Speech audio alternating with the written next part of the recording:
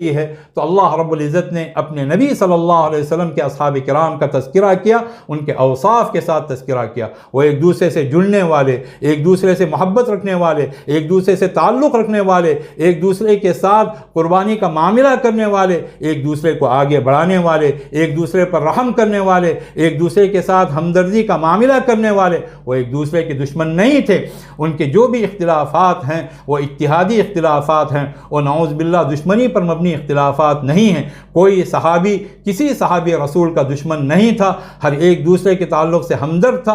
بعض اتحادی معاملات میں اختلافات ہوئے، لیکن ان تمام کے تعلق سے جب اللہ کا فیصلہ یہ ہے، حضور اکرم صلی اللہ علیہ وسلم کی حدیث اگر فضیلت میں آ گئی تو پھر یہ سمجھ لینا چاہیے کہ اللہ کا فیصلہ ہے۔ اللہ کا فیصلہ ان کے تعلق سے رحم کا، کرم کا، مغفرت کا، جنت کا، رضامندی کا، رفع درجات کا ہے۔ پھر اس کے بعد میں اللہ کے فیصلوں پر کوئی اور فیصلہ کرنے والا نہ بنے۔ فَإِنَّكَ تَقْضِي وَلَا يُقْضَى عَلَيْكَ فَإِنَّكَ تَقْضِي وَلَا يُقْضَى عَلَيْكَ، اے پروردگار عالم، فیصلہ تو کرتا ہے، تیرے فیصلے پر کوئی فیصلہ نہیں کیا جاتا۔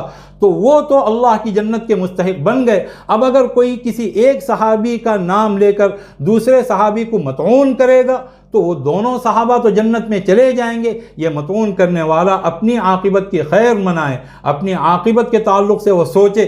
ان تمام کے جتنے بھی مشاجرات ہیں، ہم جانتے ہیں جو لوگ احادیث کے طالب علم ہیں یا جنہوں نے کچھ تاریخ پڑھی ہے، وہ پائیں گے اس میں حضرت عثمان رضی اللہ تعالی عنہ میں اور حضرت عمار میں کچھ اختلافات تھے، حضرت عثمان میں اور حضرت عبداللہ ابن مسعود میں کچھ اختلافات تھے، لیکن یہ ساری چیزیں کلا شے ہیں۔ اس سے کہ حضرت ابن مسعود بھی جنتی، حضرت عمار بھی جنتی، حضرت عثمان بھی جنتی۔ حضرت عثمان اور حضرت علی میں اگر کوئی اختلاف ہو بھی وہ ہلکا پھلکا اختلاف، ان دونوں کے لیے بلند ترین درجات ہیں۔ اب اگر کوئی حضرت عثمان کا نام لے کر حضرت علی کو مطعون کرتا ہے، یا خدا نخواستہ حضرت علی کا نام لے کر حضرت عثمان کو مطعون کرتا ہے، ان دونوں حضرات کے تعلق سے تو حضرت علی نے خود یہ بات ارشاد فرمائی کہ مجھے امید ہے کہ میں، عثمان، طلحہ، زبیر رضی اللہ تعالی عنہم اجمعین، ہم لوگ ان لوگوں میں ہوں گے جن کے تعلق سے اللہ نے بات ارشاد فرمائی وَنَزَعْنَا مَا فِي صُدُورِهِم مِّن غِلٍّ إِخْوَانًا عَلَى سُرُرٍ مُتَقَابِلِينَ۔ ان کے دلوں کے اندر جو بھی رنجش ہوگی اس رنجش کو ہم ختم کر دیں گے، اور سب بھائی بھائی ہوں گے، مسحریوں پر بیٹھے ہوں گے اور ایک دوسرے کے آمنے سامنے بیٹھے ہوں گے۔ جنت کے اعلیٰ ترین مقامات ہم لوگوں کے لیے ہیں۔ حضرت علی رضی اللہ تعالیٰ عنہ نے یہ بات ارشاد فرمائی۔ اب اگر کوئی شخص ایک کا سہارا لے کر دوسرے کو مطعون کرتا ہے تو اس کا مطلب یہ ہے کہ وہ کسی کا بھی نہیں ہے۔ حضرات صحابہ کرام جس طرح حضرات انبیاء علیہ السلام ایک اکائی ہیں، ایک یونٹ ہیں، کسی ایک نبی کا انکار کر کے دوسرے نبی کو خوش نہیں کیا جا سکتا، اسی طرح حضرات صحابہ کرام بھی ایک اکائی ہیں، ایک وحدت ہیں، ایک یونٹ ہیں۔ حضرت صلی اللہ علیہ وسلم نے ان کو ایک وحدت کے طور پر پیش کیا ہے۔ کسی ایک کو اگر کوئی مطعون کرے اور یہ سمجھتا ہے کہ ان کو مطعون کر کے ہم فلاں صحابی کی رضامندی حاصل کر لیں گے، نہ ان کی رضامندی حاصل کر پائے گا نہ ان کی رضامندی حاصل کر پائے گا۔ حضرت علی اور حضرت عائشہ میں اختلافات ہوئے، لیکن اس کے باوجود حضرت علی کے تعلق سے جنت میں اعلیٰ ترین مقامات کی بات حضور اکرم صلی اللہ علیہ وسلم نے بیان فرمایا، ان کے فضائل بے شمار ہیں۔ حضرت عائشہ کے تعلق سے حضرت جبریل علیہ السلام نے آپ صلی اللہ علیہ وسلم کی شادی سے پہلے ہی ایک خرقے میں ان کی شبیہ پیش کی اور یہ بات کہی کہ انہا زوجتک فی الدنیا وفی الآخرہ، کہ یہ دنیا میں بھی آپ کی بیوی ہیں اور آخرت میں بھی آپ کی زوجہ مطہرہ ہوں گی۔ خود حضور نے یہ بات ارشاد فرمائی، انت زوجتی فی الآخرہ یا فی الجنہ، تم جنت میں بھی میری بیوی رہو گی۔ تو جنت ان تمام کے لیے طے ہے۔ ان کے آپسی اختلافات کو انسان اس کے اندر خود شامل ہو کر اپنی عاقبت برباد کرنے والا نہ بنے۔ حضرت طلحہ اور حضرت زبیر، حضرت علی رضی اللہ تعالیٰ عنہ سے ان کی جنگ ہوئی، لیکن جیسے ہی ان کی شہادت کی خبر ملتی ہے حضرت علی نے یہ نہیں پوچھا کہ انہوں نے توبہ کر لی تھی کیا، انہوں نے رجوع کر لیا تھا کیا۔ جیسے ہی خبر ملی حضرت علی فرماتے ہیں بشروا قاتل طلحہ بالنار، طلحہ کو جس نے بھی قتل کیا اسے جہنم کی وعید سناؤ۔ حضرت زبیر کا قاتل آتا ہے، انعام کی آس میں آتا ہے، حضرت علی سنتے ہی فرماتے ہیں بشر قاتل ابن صفیہ بالنار، صفیہ کے بیٹے رضی اللہ تعالی عنہ و رضی اللہ عنہ، ان کو جہنم کی خبر سنا دو، اس شخص کو وہ جہنمی ہیں۔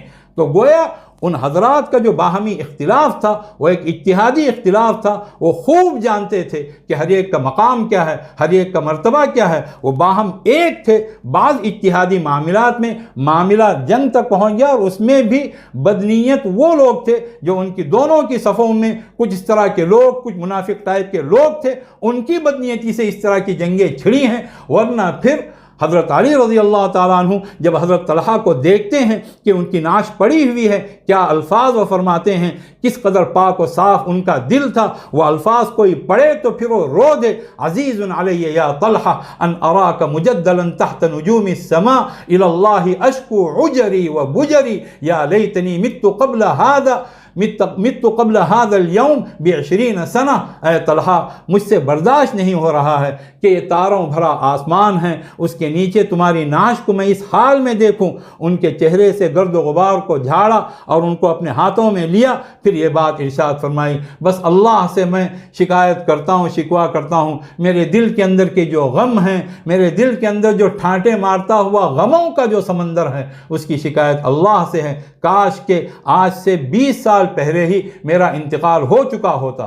حضرت معاویہ کے ساتھ حضرت علی کی جنگ ہوئی، لیکن اس کے باوجود جو روایات بتاتی ہیں کہ شام کے لشکر کو دیکھا تو ان کے لیے مغفرت کی دعا فرمائی۔ ان سے پوچھا گیا حضرت علی رضی اللہ تعالیٰ عنہ سے کہ ہمارے اور ان کے مقتولین کے بارے میں آپ کا کیا ارشاد ہے؟ حضرت علی رضی اللہ تعالیٰ عنہ کیسا پاک دل، کیسا صاف دل، کیسا شفاف دل، آپ نے بات فرمائی، قتلانا و قتلاہم فی الجنہ، ہمارے اور ان کے دونوں کے مقتولین جنت میں ہوں گے۔ انہوں نے کبھی اس لشکر کو اپنا دشمن قرار نہیں دیا۔ ان سے جب بھی پوچھا گیا اخوت کی بات فرمائی کہ ان کے بارے میں آپ کا کیا فرمان ہے؟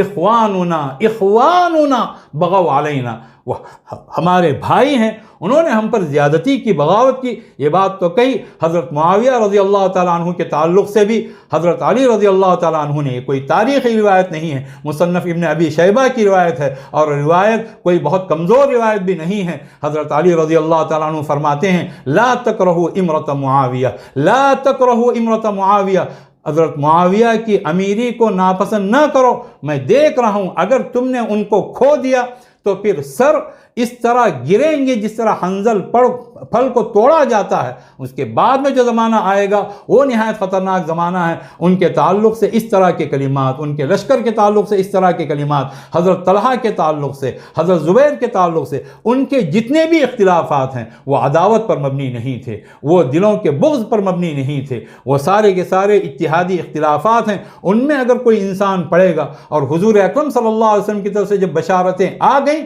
تو بات طے ہو گئی۔ حضرت معاویہ کے تعلق سے بشارت ہے، اللہم اجعلہ ہادیا مہدیا واہدی بہ، صحیح روایت ہے کہ اللہ ان کو ہدایت دینے والا بنا، ان کو ہدایت یافتہ بنا، اور ان کے ذریعے سے ہدایت کو عام فرما۔ ان کے دور حکومت میں اسلامی لشکر جہاں تک پہنچے، کتنے ہزار لوگ، کتنے لاکھ لوگ، کتنے لوگ ایمان میں داخل ہوئے، اس کا ثواب امیر المؤمنین حضرت معاویہ کو پہنچے گا، اور یقیناً اس کا ثواب حضرت حسن رضی اللہ تعالیٰ عنہ کو بھی پہنچے گا کہ آپ نے پوری طاقت رہتے ہوئے، پوری قوت رہتے ہوئے صرف مسلمانوں کا خون مزید نہ بہے، آپ نے صلح فرمائی۔ وہ کوئی مجبوری کی صلح نہیں تھی، وہ طاقت رکھتے تھے، وہ قوت رکھتے تھے، اور حضرت صلی اللہ علیہ وسلم کی روایت ان کے سامنے تھی۔ حضرت جو روایت حضرت ابو بکرہ سے، اور جس کے بارے میں بعض لوگوں کو غلط فہمی ہے کہ تنہا وہی اس کے راوی ہیں، یہ روایت حضرت ابو بکرہ سے بھی ہے، حضرت انس سے بھی ہے، حضرت جابر سے بھی ہے، اور بعض حضرات کے کہنے کے مطابق حضرت ام سلمہ سے بھی ہے۔ حضرت ام سلمہ کی روایت تو میں نے براہ راست دیکھی نہیں،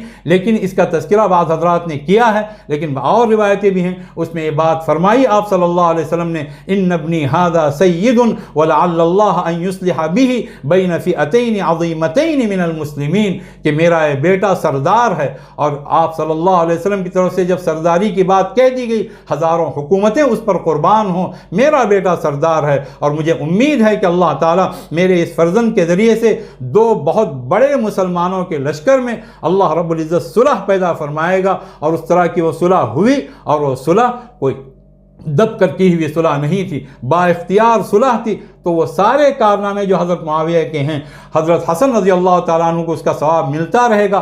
اللہ رب العزت حضرت صلی اللہ علیہ وسلم کی طرف سے جب یہ بات کہہ دی گئی، اللہم اجعلہ ہادیا مہدیا واہدی بہ، اور بعض اور روایات میں جن روایات کو صحیح یا حسن قرار دیا گیا ہے، اللہم علم معاویۃ الکتاب والحساب وقہ العذاب، کہ اے اللہ ان کو کتاب سکھا دے، اے اللہ ان کو حساب سکھا دے۔ کتاب کا مطلب کتابت کا بھی ہو سکتا ہے، کتاب کا مطلب کتاب الہی کا بھی ہو سکتا ہے، ان کو حساب سکھا دے، اے اللہ ان کو عذاب سے محفوظ رکھ۔ حضرت صلی اللہ علیہ وسلم کی دعائیں جن لوگوں کو حاصل ہو گئیں تو بات گویا عند اللہ طے ہو گئی ہے۔ اب درمیان میں کوئی شخص پڑھ کر اللہ کے فیصلوں پر نعوذ باللہ کوئی فیصلہ کرنا چاہے تو پھر وہ چیز اللہ رب العزت کو قابل قبول نہیں ہے۔ ہر انسان اپنا عقیدہ محفوظ کرے، ہر انسان پاک صاف بنے، ہر انسان دعا کرتا رہے کہ پروردگار عالم ہم سے پہلے جتنے لوگ گزرے ہیں ان کے تعلق سے ہمارے سینے کے اندر کسی قسم کی کوئی قدورت، کسی قسم کی کوئی خلش اے اللہ نہ رکھ۔ اے اللہ تو مغفرت فرمانے والا،